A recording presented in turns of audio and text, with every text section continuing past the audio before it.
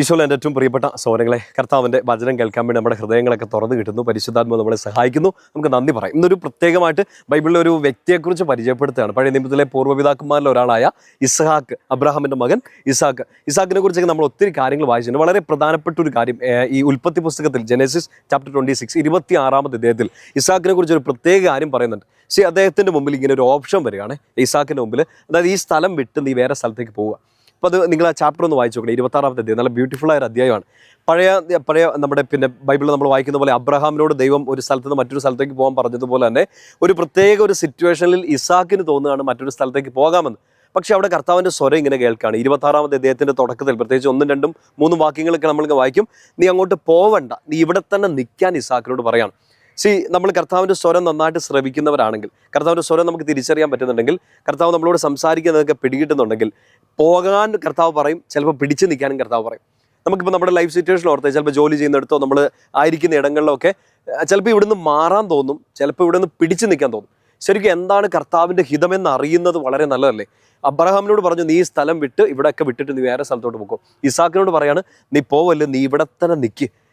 അപ്പോൾ ഇസാക്ക് ശരിക്കും, ഈ അബ്രഹാം ആയാലും ഇസാക്ക് ആയാലും രണ്ടുപേരും കർത്താവ് പറഞ്ഞത് അനുസരിച്ചപ്പോൾ അവർക്ക് അനുഗ്രഹമായി മാറി. അവരും ഒരു അനുഗ്രഹമായിട്ട് മാറി. ഈ സ്ഥലത്തുനിന്ന് പൊക്കോളാൻ പറഞ്ഞു. അബ്രഹാം സംശയമൊന്നും കൂടാതെ അവിടുന്ന് പോയി. He became a blessing. ഇസാക്കിനോട് പറഞ്ഞു, നീ ഇവിടെ തന്നെ നിൽക്ക്. അനുഗ്രഹമായത് എങ്ങനെയാണെന്നറിയോ? 26-ാമത്തെ അധ്യായത്തിൽ 12-ാമത്തെ വാക്യം നന്നായിട്ട് ഒന്ന് വായിച്ച് അടയാളപ്പെടുത്തിയൊക്കെ ഇടണം. ഇസാക്ക് അവിടെ തന്നെ നിന്നു. ആ കൊല്ലം തന്നെ അവൻ കൃഷി ഇറക്കി.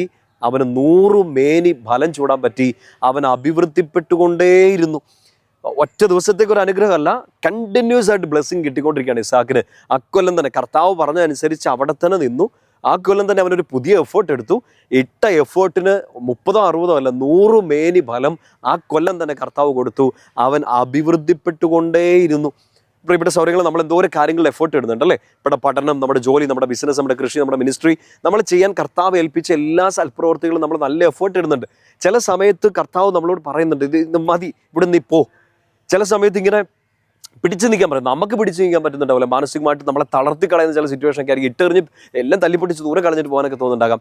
പക്ഷെ അവിടെ ചില സമയങ്ങളിൽ കർത്താവ് പറയണം, നീ നിൽക്കുക, 1 കൊല്ലം കൂടെ നിൽക്കുക, 1 മാസം കൂടെ നിൽക്കുക. ഈ രണ്ടിനിടയിലും കർത്താവിൻ്റെ സ്വരം തിരിച്ചറിയാൻ പറ്റുന്നവർക്കേ നല്ല ഡിസിഷൻസ് എടുത്ത് അനുഗ്രഹിക്കപ്പെടാൻ പറ്റുള്ളൂ.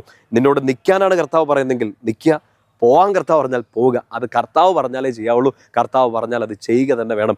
ഇസാക്ക് അതനുസരിച്ചു. 100 മേനി ഫലം ചൂടി അവൻ അഭിവൃദ്ധിപ്പെട്ടുകൊണ്ടേയിരുന്നു. പഴയ നിയമത്തിൽ നേരത്തെ ഏതൊരു കുഞ്ഞു ടോക്കിലും കണ്ട് ഷെയർ ചെയ്താണ്. എനിക്ക് വളരെ ഇഷ്ടപ്പെട്ട ഒരു വചനമാണ്. 1 ദിനവൃത്താന്തം 17-27 നാഥാൻ ഈ ദാവീദ് രാജാവിനോട് പറഞ്ഞിട്ട് ഇങ്ങനെ ഒരു ബ്ലെസ്സിങ് ഒക്കെ കൊടുക്കുന്നുണ്ട്. എന്നിട്ട് ദാവീദ് ഇങ്ങനെ പ്രാർത്ഥിക്കുകയാണ്, കർത്താവെ എന്നെ അനുഗ്രഹിക്കണം, എൻ്റെ കുടുംബത്തെ അനുഗ്രഹിക്കണം, എന്തെന്നാൽ അങ്ങ് അനുഗ്രഹിച്ചത് എന്നേക്കും അനുഗ്രഹീതമായിരിക്കും. ഈ ഇസാക്കിന് കിട്ടിയ അനുഗ്രഹം ഉണ്ടല്ലോ, ഒരു ദിവസത്തേക്കല്ല, ആ ഒരു വർഷം 100 മേനി ഫലം ചൂടിയെന്ന് മാത്രമല്ല, അവൻ ചെയ്തുകൊണ്ടിരുന്ന എല്ലാ കാര്യങ്ങളും അവൻ അഭിവൃദ്ധിപ്പെട്ടുകൊണ്ടിരുന്നു. ഇപ്പം നിങ്ങളൊരു പുതിയ ബിസിനസ് തുടങ്ങി, അല്ലെങ്കിൽ പുതിയൊരു കോഴ്സ് തുടങ്ങി, നിങ്ങൾ പുതിയൊരു കാലെടുത്ത് വെച്ച ഒരു പുതിയൊരു കാര്യത്തിലേക്ക് എഫേർട്ട് എടുത്ത് വെച്ചു. ഒറ്റ കാര്യത്തിന് വേണ്ടി അനുഗ്രഹിക്കപ്പെടുകയല്ല, ഈ ഒരു കാര്യത്തിൽ മാത്രം 100 മേനി ഫലം ചൂടുകയല്ല, ഫോർ എവർ എല്ലാ കാര്യത്തിലും. ഇപ്പം ഈ പഠിത്ത ഈ കോഴ്സ് തീർന്നാലും, ഇപ്പം ഈ ടാർഗറ്റ് മീറ്റ് ചെയ്താലും, ഇപ്പം ഈ ഏൽപ്പിച്ച് ഈ കാര്യം തീർത്തു കഴിഞ്ഞാലും അവിടെ അനുഗ്രഹം ബ്ലോക്ക് ആവല്ല, ഇനിയും അനുഗ്രഹിക്കപ്പെട്ടുകൊണ്ടിരിക്കും. ആര്?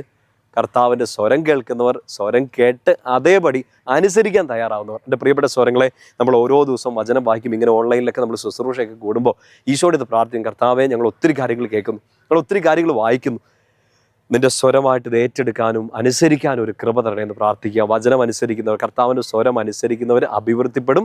ഈ കൊല്ലം മാത്രമല്ല, ഈ കൊല്ലം 100 മേനി മാത്രമല്ല, എന്നേക്കും അഭിവൃദ്ധിപ്പെട്ടുകൊണ്ടിരിക്കും. ഈശോയുടെ നമുക്ക് നന്ദി പറയാം. ഞാൻ നിങ്ങൾക്ക് വേണ്ടി പ്രാർത്ഥിക്കുന്നു. കർത്താവെ, ദാവീദിൻ്റെ കുടുംബത്തെ അനുഗ്രഹിച്ചതുപോലെ ഇന്ന് ഈ വചനം കേൾക്കുന്ന ഈ പ്രിയപ്പെട്ട മക്കളെ അനുഗ്രഹിക്കണമേ. അങ്ങ് അനുഗ്രഹിച്ചാൽ അത് എന്നേക്കും അനുഗ്രഹീതമായിരിക്കും.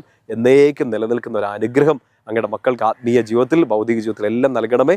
പിതാവിൻ്റെയും പുത്രൻ്റെയും പരിശുദ്ധാത്മാവിൻ്റെയും നാമത്തിൽ ആമേൻ.